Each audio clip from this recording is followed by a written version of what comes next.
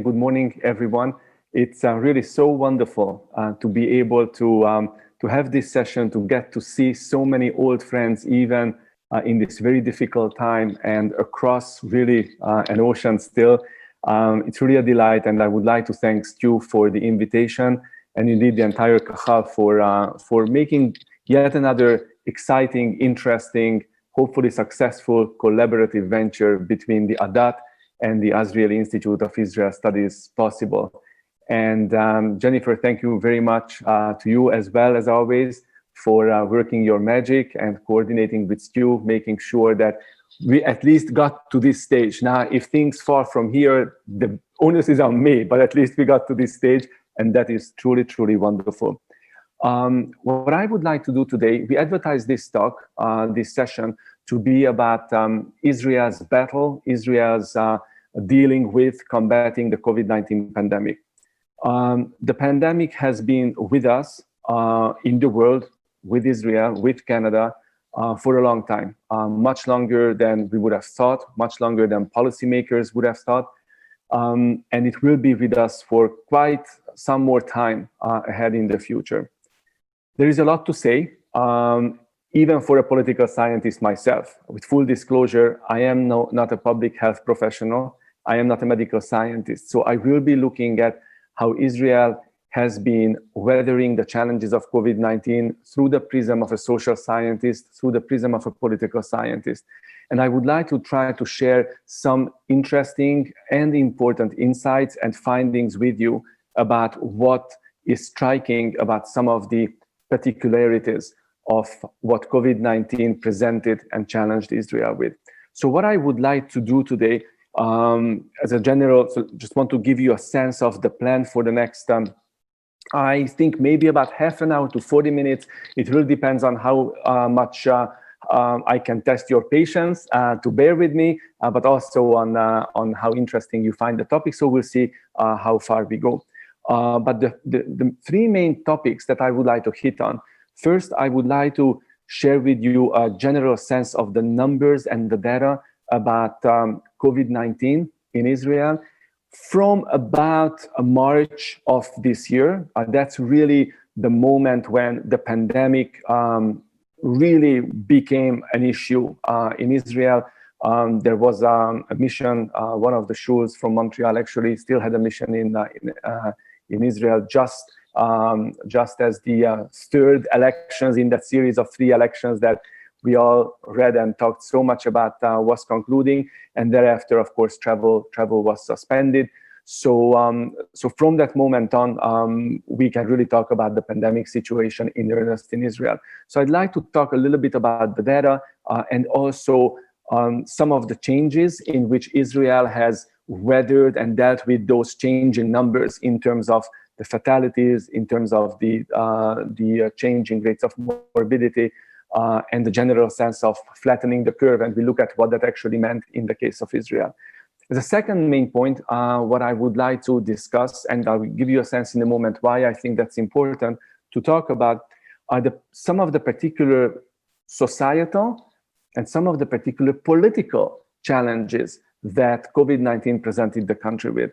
And here it's going to be very important to actually circle back to where Israel was socially and politically at the time when COVID hit. And it's going to be very important to remember that that third election that was taking place in the country in March 2020 was a third in a series of elections, indicating and marking a general political and social malaise, polarization in the country, deep divisions that were indeed so deep that they almost, the political class almost found it impossible to surmount these divisions. People were talking about yet a fourth election coming. Eventually it didn't happen, and in May 2020, eventually a so-called national unity / national emergency coalition government was formed. Now, part of the reason and part of the problem I'm going to stress in the second part of the talk is that this government looked much more like an emergency government and much less like a national unity government. There has been a lot more disunity to this government than not. And that is a very important and very big part of the problem that compounded the public health aspect and the public health challenge of the virus and COVID-19. And then there is another particular societal aspect that I want to highlight, and that is the issue of two sectors in Israel, and these are the Arab and the Haredi communities, which have been particularly hard hit by COVID-19 for various reasons that have to do with their lifestyle, with their traditional way of being, and share some of the insights and some of the reports that scholars and both public health scholars as well as social scientists who survey the communities and Israeli attitudes to these problems have found.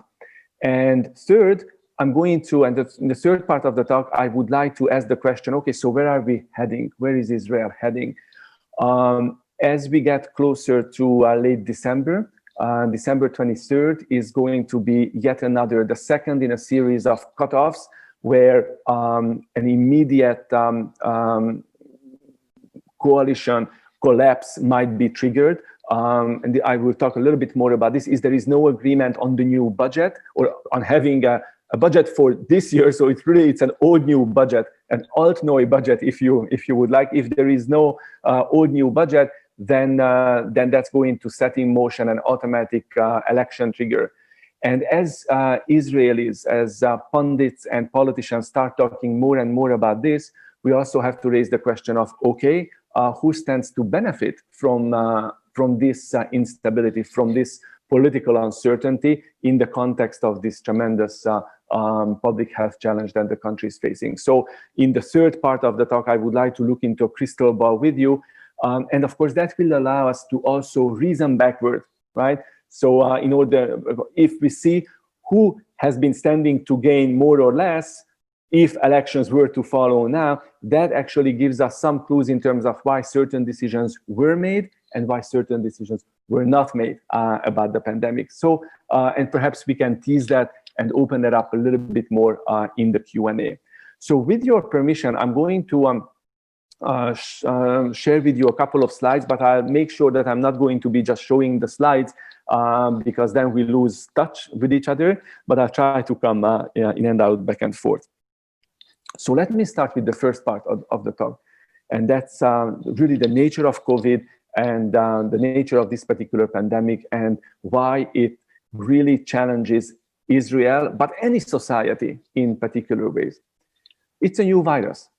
It is a virus that didn't have and still doesn't have a known antidote, if you will. That's why the race for the vaccine that we know Israel is now signing, or actually has made an agreement for the first big shipment of the vaccine when eventually it's rolled out, and really it's now imminent. But until now, this really wasn't. There was nothing of the sort available, which meant that states, governments, and societies had to play a very delicate and coordinated dance together in order to battle the pandemic crisis for weeks, for months, eventually for almost now well over half a year on end. Why? States could introduce restrictive measures about lockdowns, about closures, and Israel had already two major episodes of lockdowns with tremendous economic costs and economic pains associated with them. These are nothing new. These are also familiar to us very much from the Montreal, from the Canadian context as well. But then you also need the voluntary compliance of society. People can obey, and if the fines are harsh enough, although in the Israeli case, we do see that even very, very heavy fines do not constitute a substantial enough and a sufficiently strong deterrent for people to necessarily obey what the government wants them to do during these periods of restricted mobility. But to make sure that society is able to withstand the COVID pandemic's damage, society also needs to do its part. That's why the concept of social distancing social distancing cannot really be so effectively enforced. It needs to be managed and acquiesced and handled by society. So we really have a situation where governments, sort of coercion, and the state and society, the voluntary sphere of our life, they have to work together. And that kind of coordination requires a tremendous amount of trust, both ways. And this is why Israel was caught at such a difficult moment in the spring of 2020 when COVID came. Because COVID hit the country at the time when its political class and its overall social, its society were suffering with a tremendous decline of precisely that trust, social cohesion, and social capital. And this is not unique to Israel, but the deep decline in political trust was something that we really didn't see in many countries, certainly in the Western world. Now, let me just share the screen with you for a moment. And oops, I hope you should be able to see now this chart, and I hope you all can. Unless somebody tells me that no, Csaba, what you're talking about really has nothing to do with the screen, I'm going to come back and try another button. But what you should see here is a comparative graphic of the data about the cumulative number of cases, so over time, in Israel and Switzerland. Now, the Israeli, and you see the legend, Israel is indicated by the purple dotted line. It actually looks like more like solid. And the blue dotted line indicates that of Switzerland. The numbers I simply retrieved from the official data collected by the WHO, an important international organization that, of course, received a lot of flack for its alleged missed opportunities and mishandling of the crisis early on, certainly when it came to reporting the COVID pandemic in a timely manner from China. But when it comes to cross-national, international data collection of this sort, it's really the organization whose data seems to be the most comprehensive. So I felt comfortable enough to share this with you. Along the horizontal dimension, you see the timeline, essentially bringing us, you start seeing that the actual numbers are being reported here in March. And this is where we are now in November of 2020. Now, why am I comparing Israel with Switzerland? Well, first of all, it's important to note that the WHO is classifying Israel in terms of public health data in the group of European states. So those are the natural comparators for us to draw meaningful comparisons with. When it comes to Western Europe, which obviously because of the countries, because of Israel's level of socioeconomic development, is a more natural comparison to make than Eastern Europe would be. Switzerland is really the one with pretty much the same size of the same population size. So it makes sense to compare how very advanced societies of the similar population size have been managing or have faced and witnessed and weathered the COVID-19 pandemic. Now you'll see that from March of 2020 until about July of 2020, so until this period right here, we see that Israel actually did quite a bit better than Switzerland. The Israeli line, in terms of the cumulative number of cases, remained consistently below that of Switzerland. It is as we start getting closer to the end of the summer, and of course, once we start entering the period of the Jewish high holidays, the Hagim, things are really getting out of control. Throughout the summer, of course, the government of Israel started relaxing the previously imposed travel restrictions, which many other, certainly European countries also did. So not surprisingly, or at least partly as a result of that, we start seeing changes in the numbers. Now, if you just harken back for a moment or if you just wanted to come out of the share screen for a moment, but if you think back of where the charts are today, of course, it's a very different story.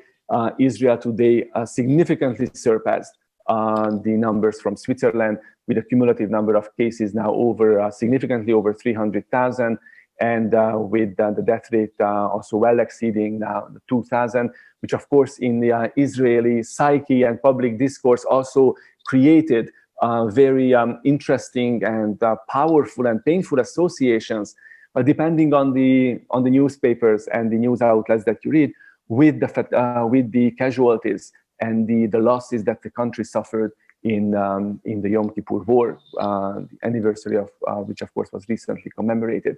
Now, why is it important to actually talk about this? Why is it important to actually draw the analogy between the casualties that we are losing to COVID-19 and the casualties and the victims that we lost to the Yom Kippur War?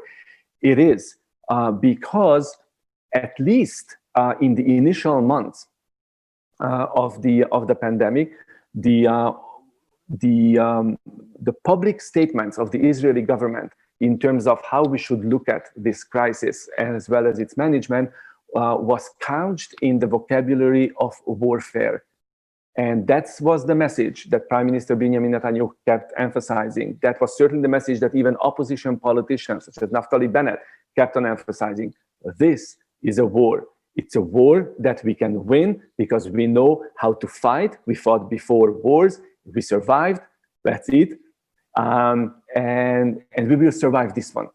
That was the official line. And Israel wasn't the only country that adopted this militaristic attitude, if you will, or couching and understanding and preparing the population for COVID-19 as if it were another war. Some European countries did, but certainly we didn't see that everywhere. And it's interesting to note. I'm going to share the screen again for a moment. It's interesting to note that this attitude to the pandemic as another war that we have to fight actually resonated and found its reverberations in other countries. So, for example, early on in the pandemic, when Israel did exceedingly well, and I really want to bring back this very important chart or graphic which went viral at the time, and the date you see it was produced in the middle of April of 2020 by an organization called the Deep Knowledge Network Global, and they had a particular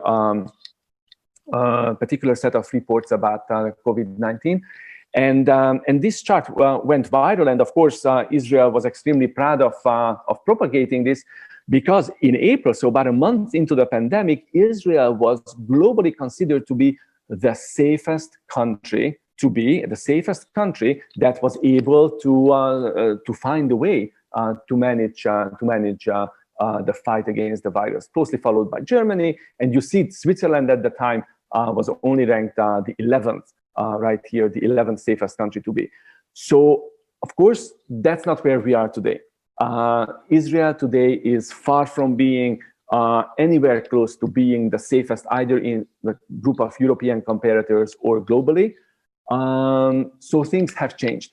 At this time, however, in April, when Israel is still looked at as the model state that the rest of the world should learn from, this is the time when Israel made news about some of the early advances made in Israeli laboratories about finding perhaps the beginning of a vaccine. This is the time when Israel is making global headlines about developing applications that help you track where to be or where not to be, where clusters of cases are found in particularly large density, which of course was very important for the public health sector in order to track the development of the disease and the virus. But I think it's instructive to look at this quote from Germany, from an artificial intelligence expert, who, of course, as you see from the quote, was very proud of her country's doing so well, being ranked as #2, while acknowledging that Israel is doing even better, which she found as not surprising when you consider that the country is in a permanent state of crisis and has a great deal of experience with border closures and states of emergency. So long as military preparedness seemed to be a solution, so long as that mindset was to be the way of handling and combating the crisis, designing policies accordingly, and expecting people, society, to be disciplined accordingly, Israel seemed to be doing well. But this really, COVID-19 is really unlike any of the wars that people were making these comparisons with. This is really more like a war of attrition. This is a long distance and the long-term engagement, which, if the country wants to win, it needs to be either disciplined or prepared for this long-term engagement. But for that, you need to make sure that that societal and political trust, that the series of 3 elections and the deep divisions that were introduced in the country exemplified and spoke about, would be corrected or would not be there. So let me conclude here the sort of the first part of the talk by just then summarizing that Israel's experience with COVID started out as Israel was a model country. Israel seemed to know what to do. Close the borders, shut down the airport, make sure that movement in and out, like many other European countries and countries elsewhere also followed suit, were done. And ask people to cooperate, ask people for their compliance in terms of social distancing, eventually with wearing the masks and so forth. And initially, all of that seemed to be working. You might remember how Prime Minister Netanyahu, who after the March 2020 election was busy trying to form and negotiate a new government, was busy fending off the legal challenges that to this day he has to be fighting for, and he's entangled with. He was also organizing international video calls and video conferences, telling governments of other Western nations, Latin America also, but not just in Western Europe, what the Israeli way is of battling the pandemic and what he advises them to do. And the Austrian Chancellor gave him a very, very important public acknowledgement for the advice, as did the Hungarian Prime Minister, for being a source of such an important, strong advice. So this is how it started. Half a year later, well, by the time we get to the Hagim, by the time we are in November 2020, Israel doesn't, the story is very different. And so what I would like to do in the next third, so the second third of the talk, is to highlight and talk about some of the 2 main societal and political issues that I mentioned earlier, which certainly not arguing that they determined the outcome, but I think they help us see a little bit more of the context and appreciate how difficult, what a difficult moment the COVID-19 got Israel at. So let's circle back to, and those of you who participated in that series of lectures that Adath organized in collaboration with the Azrieli Institute, when last year we looked at the development of the party system, we looked at the ups and downs, the dynamics of the long drawn-out Israeli election campaign.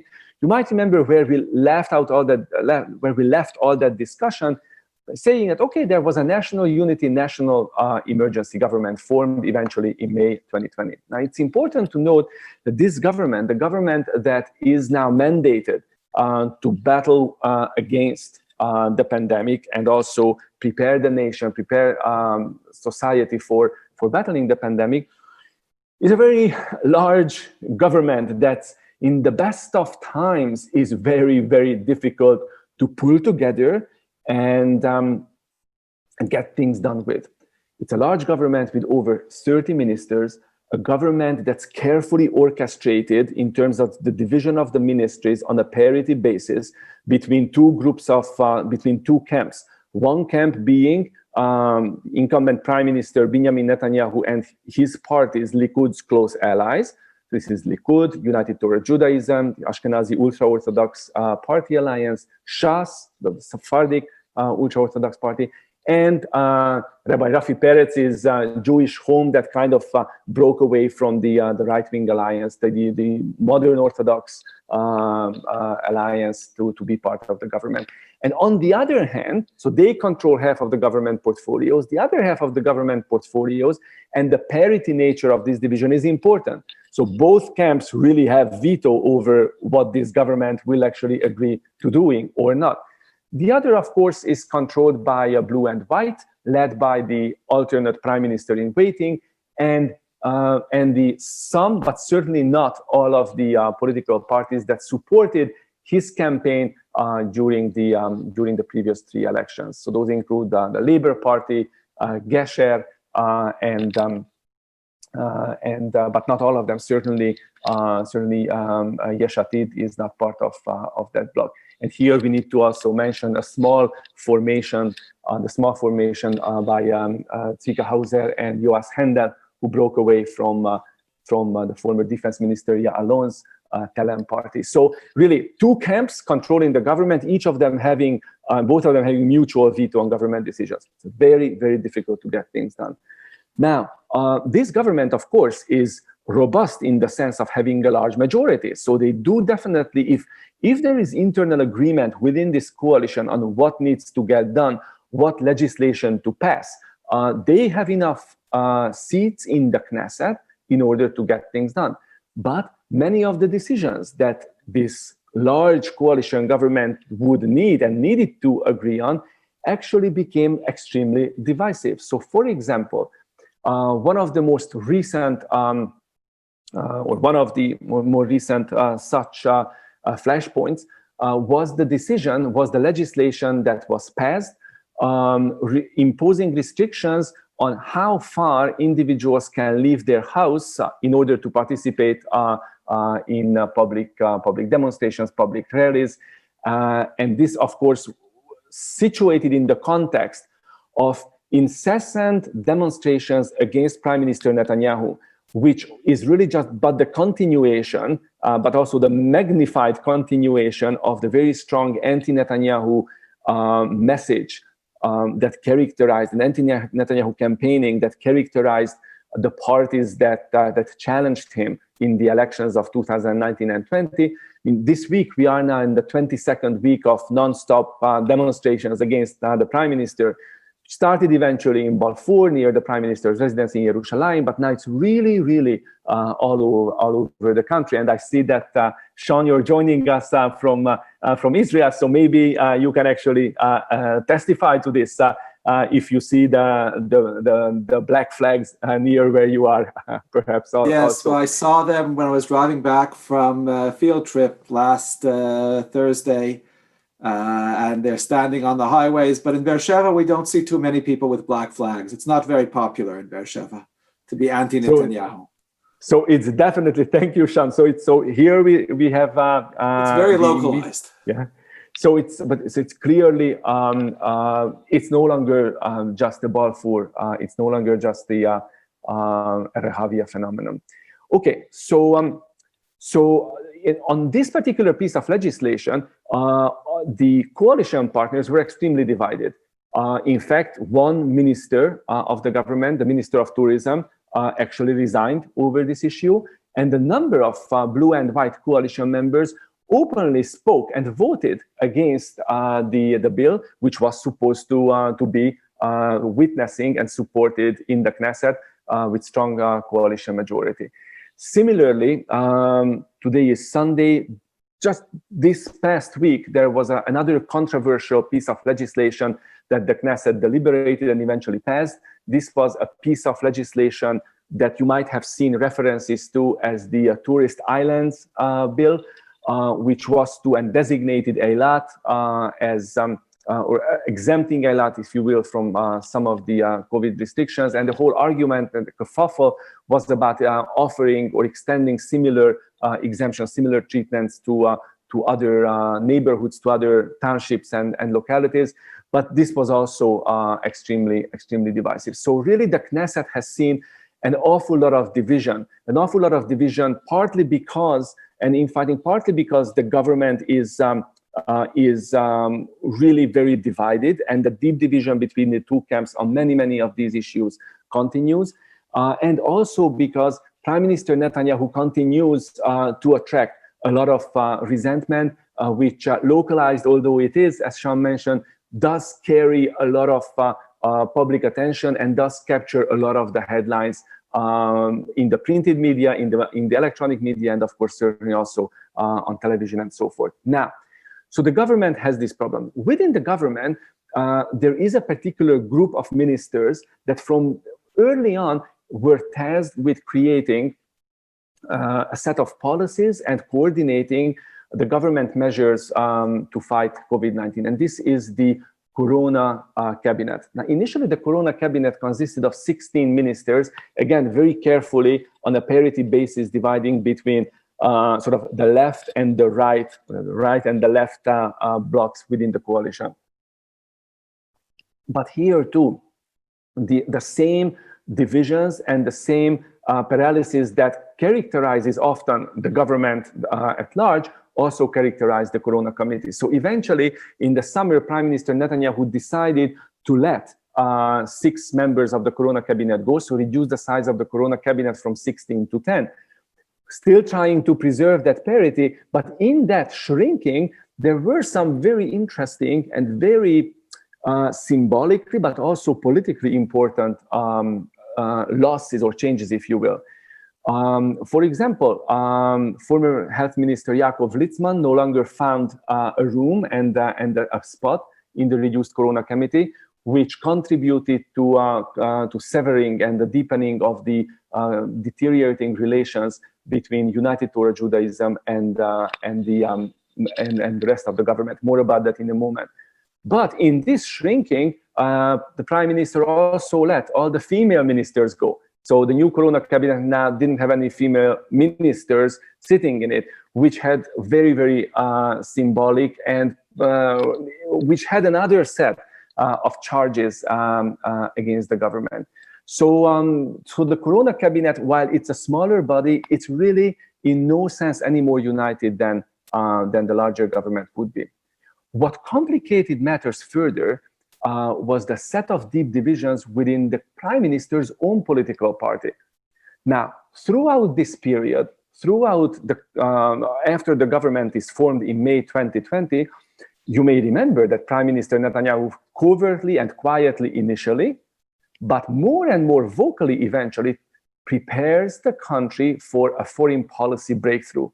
First, there is a lot of talk about annexation of Yehuda and Shomron, or parts of the West Bank. And just as that gets removed off the table, we get the news in the late summer about normalizing Israel, normalizing with Bahrain and the United Arab Emirates, soon thereafter followed more recently with the Sudan. So the Prime Minister is clearly investing himself in running the country's foreign policy. Even though there is a foreign minister, Gabi Ashkenazi, he really doesn't have much, if anything, to do with any of these developments. The country's chief diplomat continues to be the Prime Minister.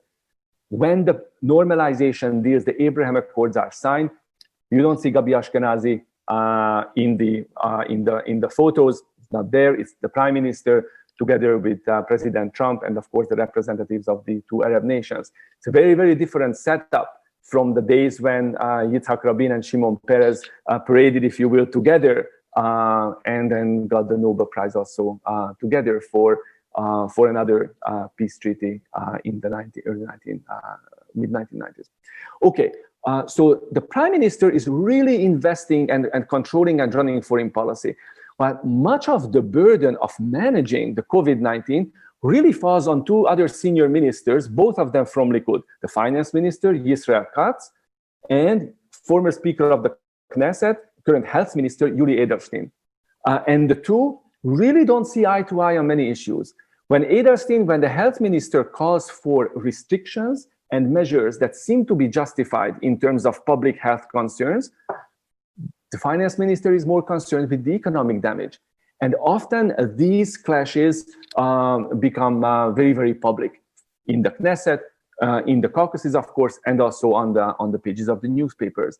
The deep divisions within Likud also manifested themselves in the tremendous confusion about once this position about the Corona Tsar, like the paramount public health expert, that office is created. And for the last several months, Professor Gamzu held that office until just very recently when it was eventually he stepped down.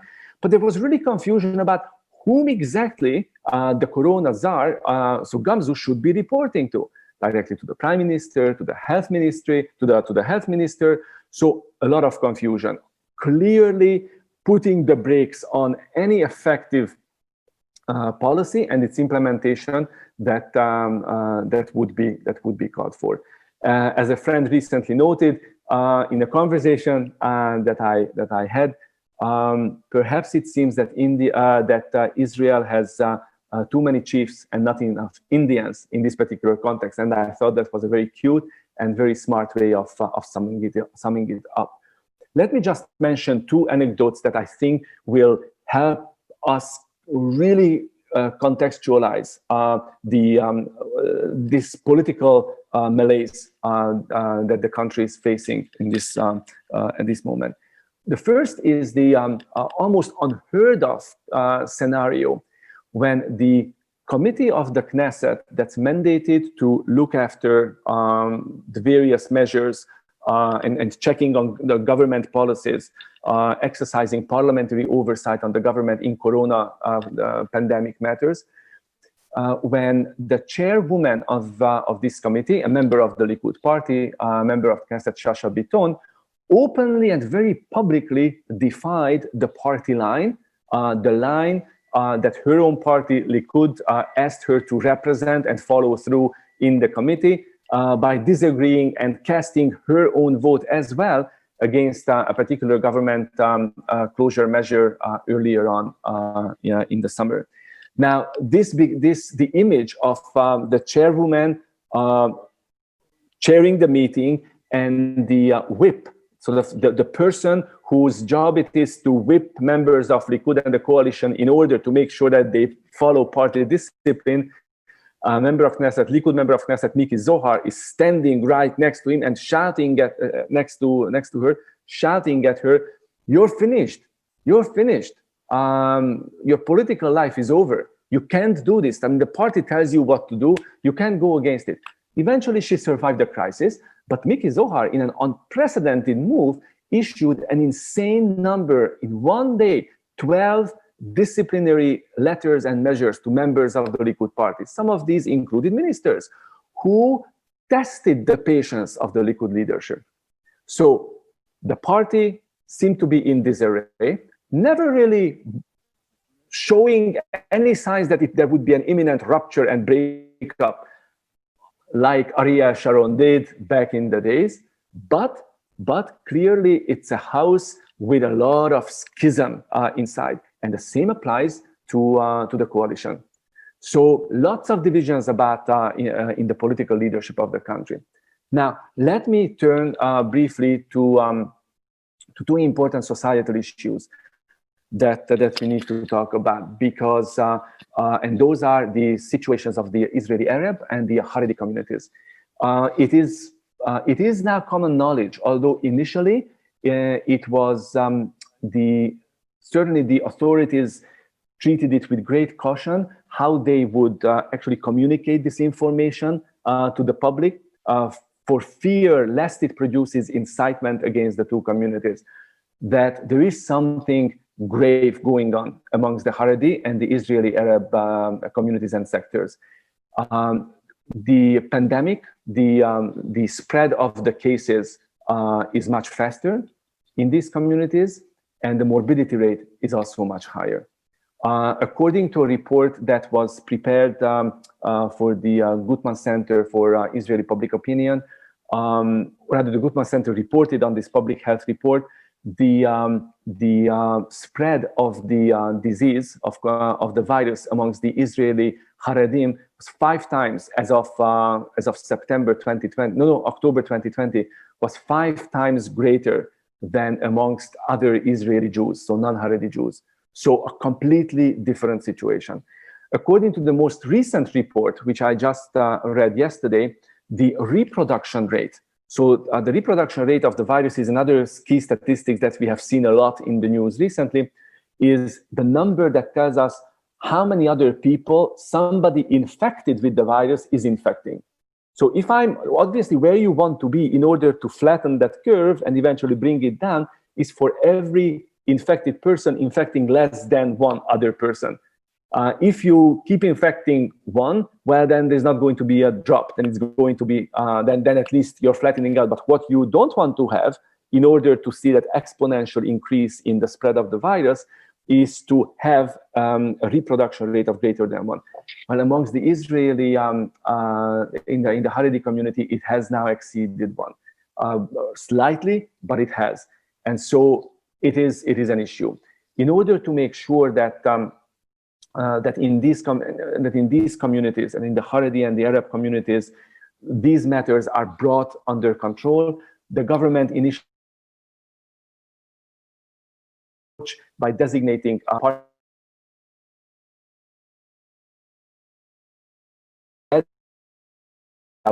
restricted, but of course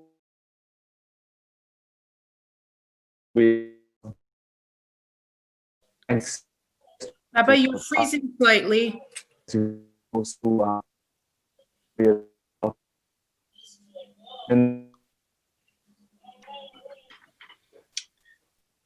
The joys of Zoom. Let's do this over here. Apologies, everybody. We are going to and we lost Csaba. I'm sure he's going to be back in a minute or two, everybody. Let's let him get back on. Jennifer, you can maybe send him a text or a WhatsApp. I feel like he knows that we lost him.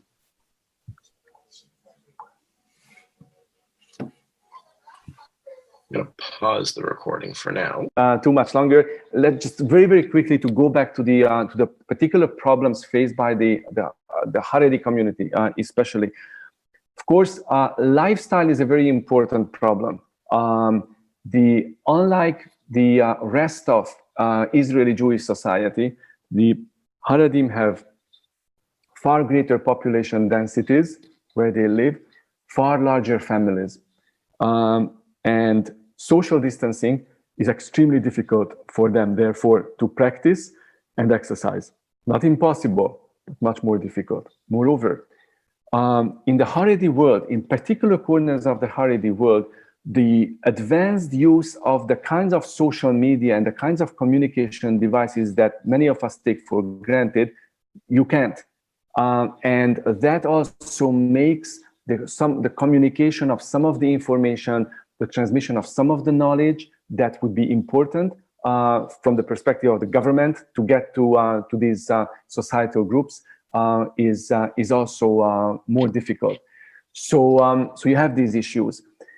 But also in the Haredi world, there have been very different attitudes on the part of the Haredi leadership towards the instructions and the expectations that are coming from the Israeli government.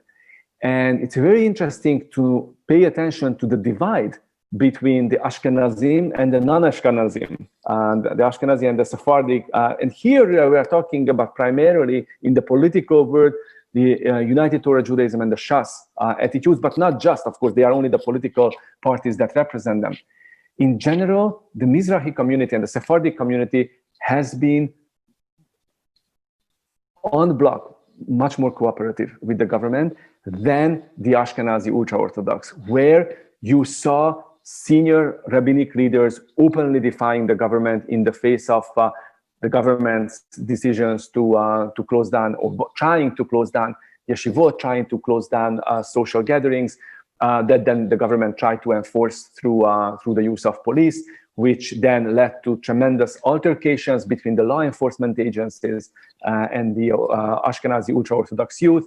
Many of these, of course, the images of these went viral, further adding more fuel to the fire and further dividing, if you will, that community from the rest of society, which was already difficult given the data that I have mentioned, given the sense that people think about the ultra-Orthodox communities and the Arab communities as particular hotbeds of the COVID-19 virus spreading at greater numbers than elsewhere. So a very, very tricky and delicate balance.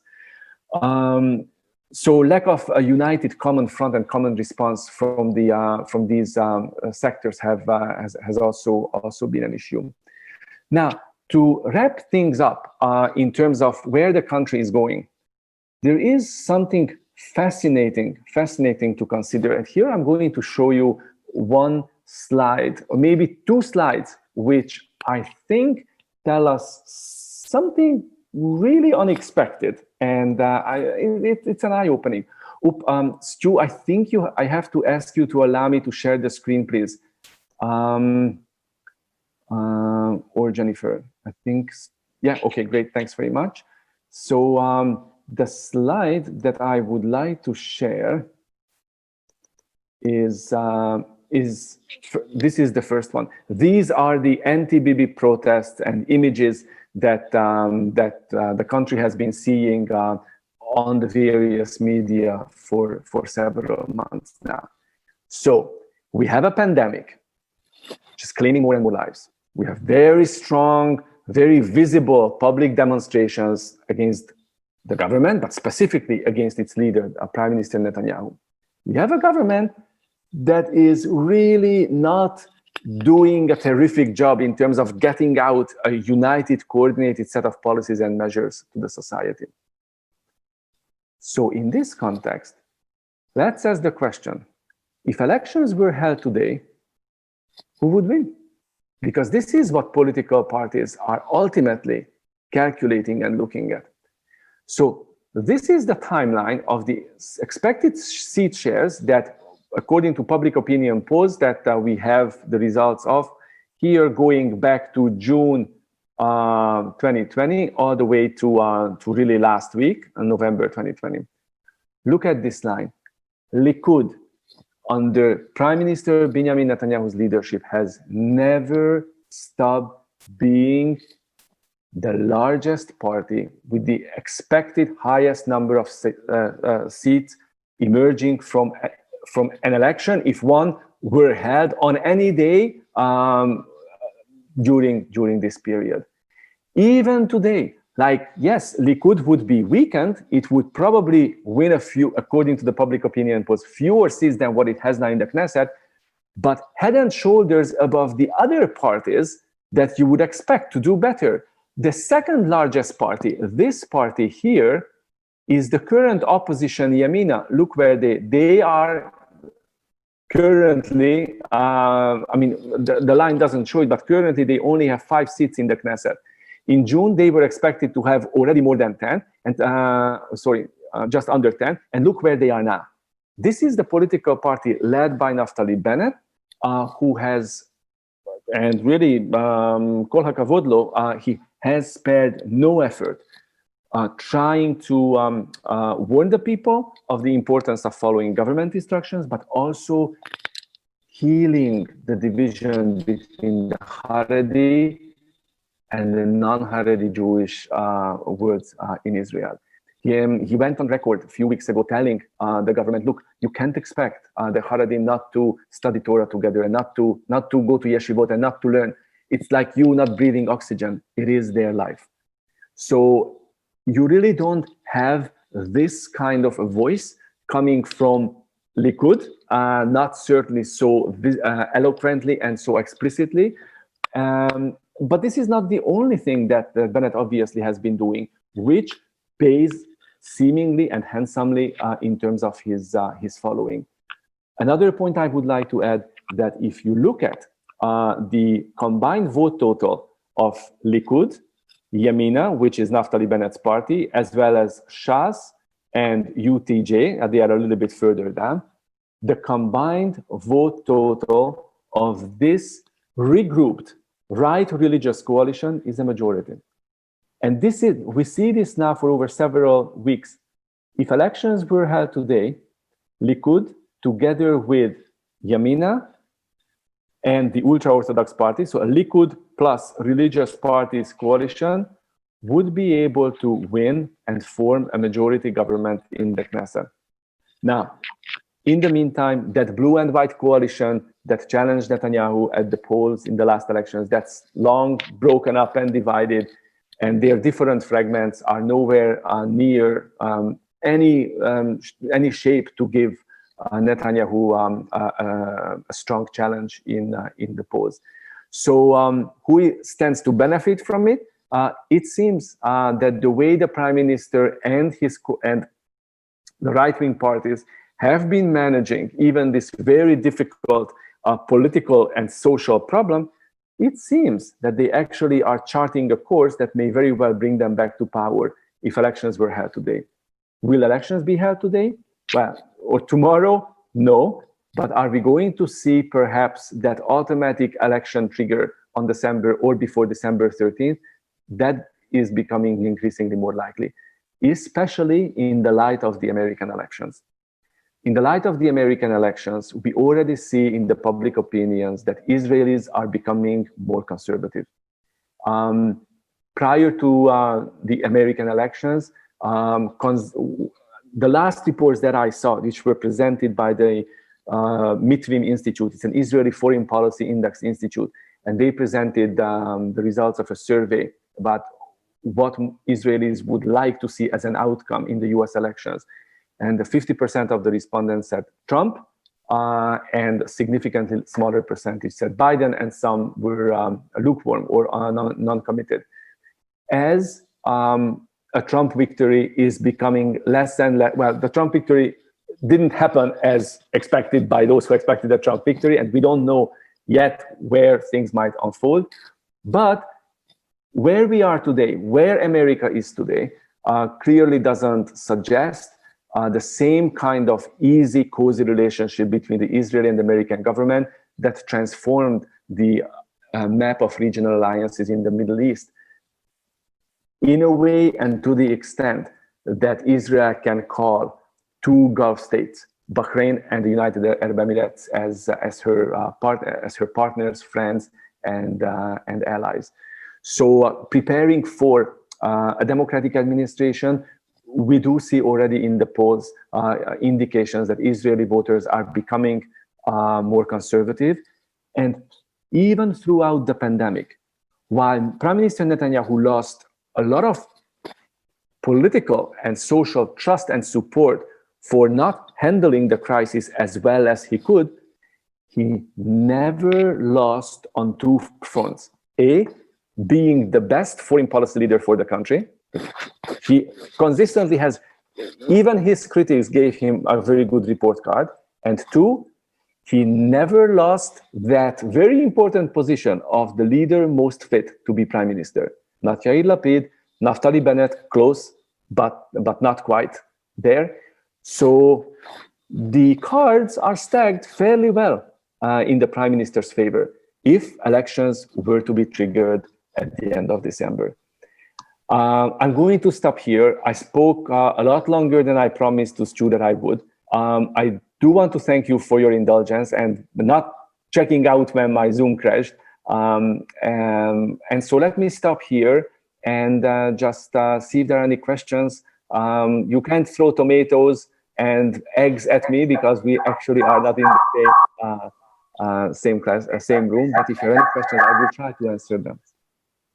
My question is, could you address the Arab situation as far as the COVID goes? You said Haredi, but where do the Arabs fit in? Yeah, Carol, yes. I think, Carol, thank you very much. So, problem is the same. The reproduction rate of COVID is a little bit less than in the Haredi sectors. In the Haredi sector, we saw the last report was 1.02. In the Israeli Arab sector, it's just under 1, but it is higher than in the rest of Israel. So among the Israeli Jewish sector. In the case of the Arab communities, structurally the problems are the same, and that is high population density and lack of social distancing. There, the issue is less with religious learning institutions such as the yeshivot, but rather large communal and family gatherings. And we have seen a lot of problems and police enforcement needing to be applied in order to curtail and large Arab weddings, which bring the large Arab families, often from nearby cities and towns, together.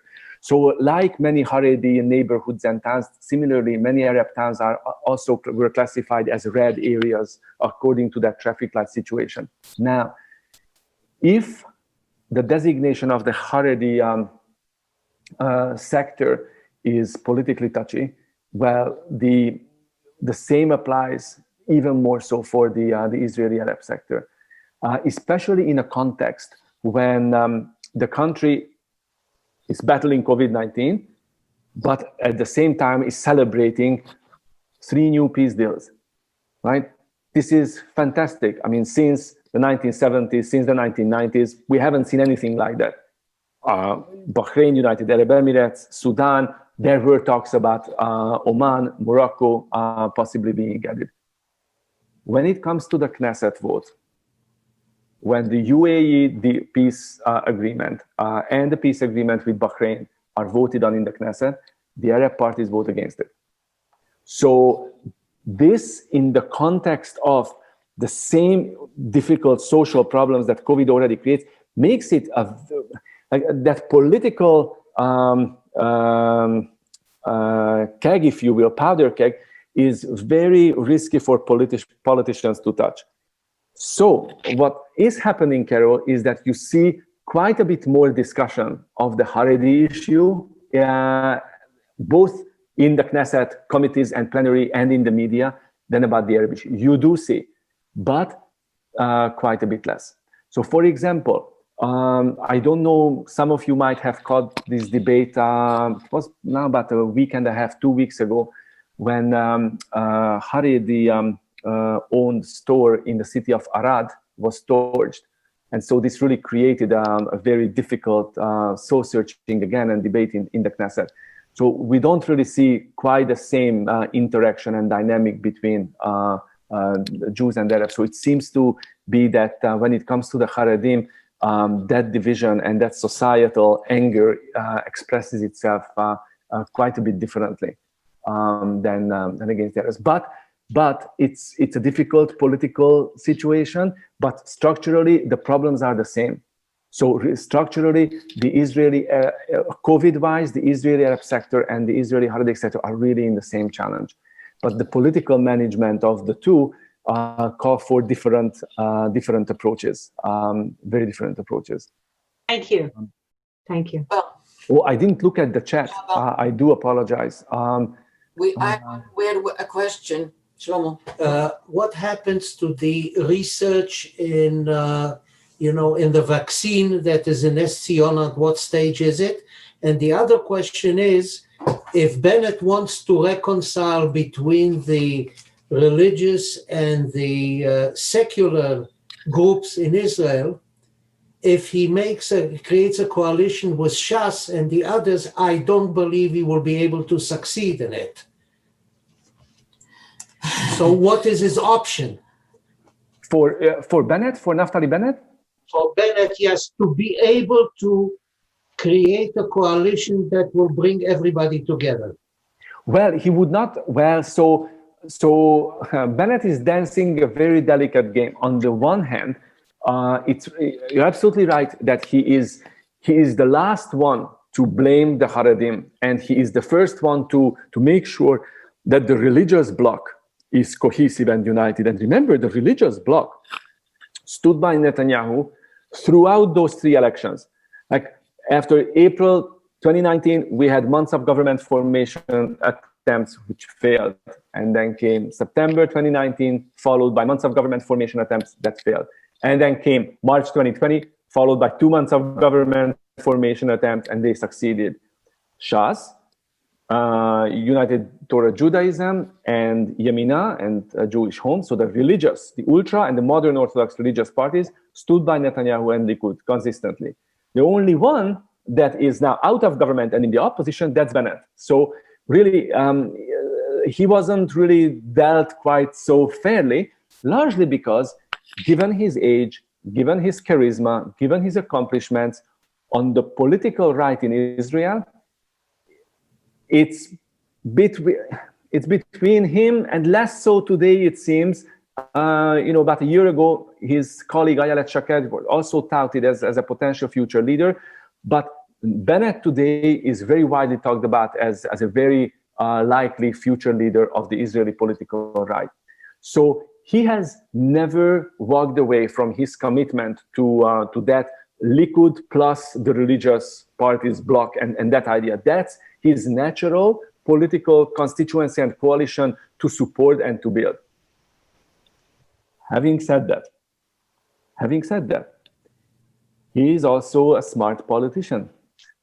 And he recognized the great gains that Avigdor Lieberman, or the great pains and damage that Avigdor Lieberman was able to impose on the Prime Minister Netanyahu when he started moving away from the right and closer to the center.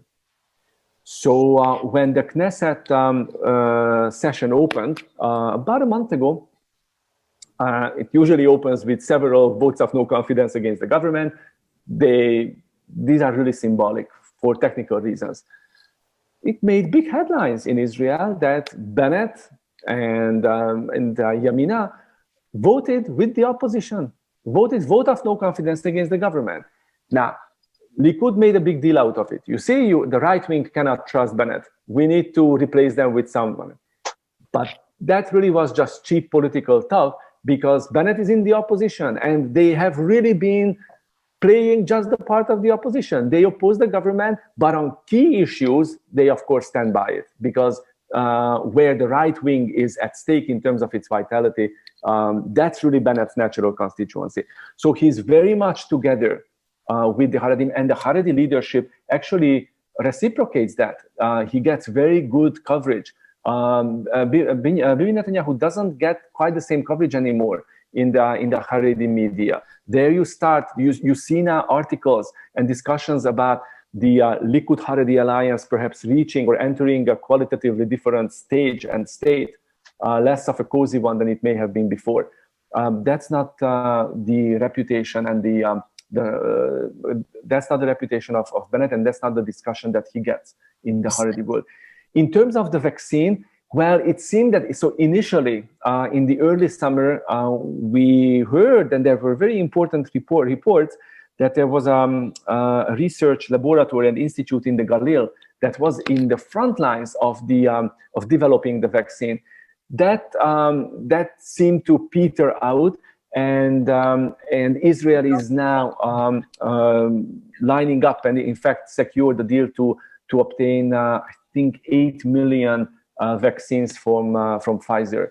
Yeah. So initially Israel wanted to procure this from a competing from another pharmaceutical company, but it really does seem to be that Pfizer is going to be the one rolling out the vaccine that the rest of the world is probably going to be using. And so so that's it's not indigenous, but it's there. So the vaccine is happening. Hi, Sheila. Okay. Anita.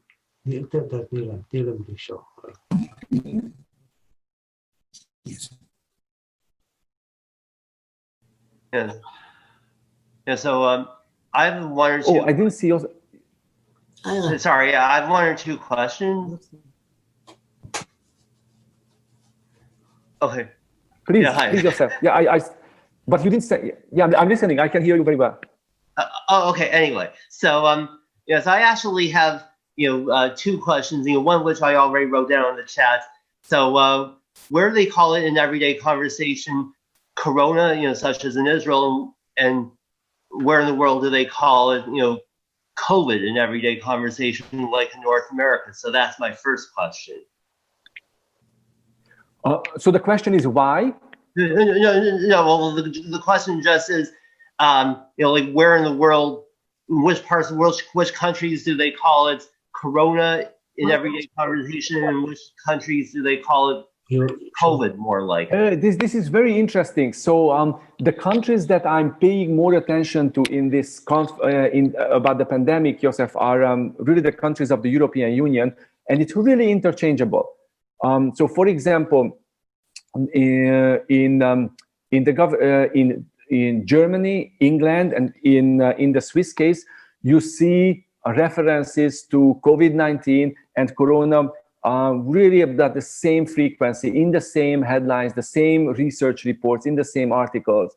So I really can't say with a straight face that I can tell you that I'm aware of or see a pattern in terms of how it would be called where. So I know that's not a good answer, but that's the answer that it's the non-answer that I can give. Yeah. So I really have, it's really just interchangeable. I really haven't seen, yeah, please. They're not even in Israel so much. No, you really do. In Israel, you really do see Corona more. Now if I were to think back of how often I would see COVID-19, it's definitely much less frequent. Yeah.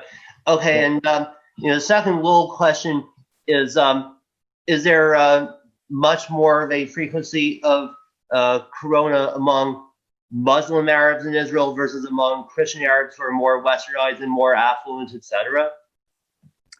Yes. So that's an issue. So clearly, it's less. The issue doesn't seem to be as much to do with whether with the religious outlook, but it seems to have more with socioeconomic class. So Israeli Arabs, be they Muslim or Christian, although there is an overlap. There is an overlap in terms of affluence and whether they are Christian or Muslim. But there you see the same breakdown that you have those who are wealthier, those who are more middle class, have smaller families, have better jobs, more white-collar jobs. They are able to stay at home. They are able to stay at home. They are able to extricate themselves from the kind of density of social life that seems to be providing this hotbed for the proliferation of the virus. But look, if you look at, for example, the Arab city of Nazareth has also great problems. So, and there, of course, Arab Christianity is very, very much dominant. So, so I see this an issue more of class rather than religion per se. But thank you, Joseph. I didn't see your question in the chat, so I'm sorry. Maybe I lost it when. Csaba, it happened when you got cut off. Csaba, I have a question. Lazar is here. Can you hear me? Yes, perfectly. Oh, thank you. So I thought several months ago someone had suggested that the army take over the management of COVID-19, and that way you would avoid this internal fractiousness and so on. What happened to that? Well, it never happened. That's right. No. So it never happened, and it's a very interesting thing. And I think that whole notion of having too many chiefs and not enough Indians very much captures this. If the IDF had assumed responsibility for it, and if it had done a thorough and excellent job at it, who would have gained the credit? It wouldn't have been the finance minister, it wouldn't have been the health minister, and it wouldn't have been the prime minister. It would have been the minister of defense. So, and that is, of course, Benny Gantz. So it's possible that the army would have been capable, although that is questionable. But there was a very important political consideration in terms of where the credit of that particular arrangement, if it succeeds, would go. But B, while Israel has been at peace and regional affairs have been mostly peaceful for the last several months, we are not sure today just quite how much we can take this peace for granted. There is more and more talk of some military engagement possibly coming in the last days of the Trump or last months of the Trump administration. That's certainly something that you see more and more reports about. So the IDF also has other, and I shouldn't say better, but other important military things to do. The IDF, of course, is an incredible organization and state within the state. But when it's used for non-military purposes, that also it can work very well. Here, if that had been the case, of course, the allocation of the political credit would have been an issue. But if it doesn't work well, then of course it's a misuse of resources. But that idea, it really dropped off the agenda. My understanding of why that happened, Lazar, is really more about the political situation within the government. That just really would have strengthened it would have strengthened the constituency and the political clout of the alternate prime minister in waiting, and that's of course Prime Minister Netanyahu would have been crazy to do.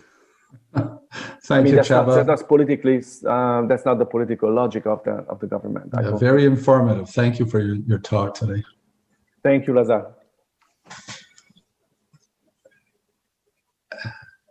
And best of luck to your wife on her book. Thank you so much. So, Csaba, with all of that, I want to say thank you so much. Ellie, say bye, everybody.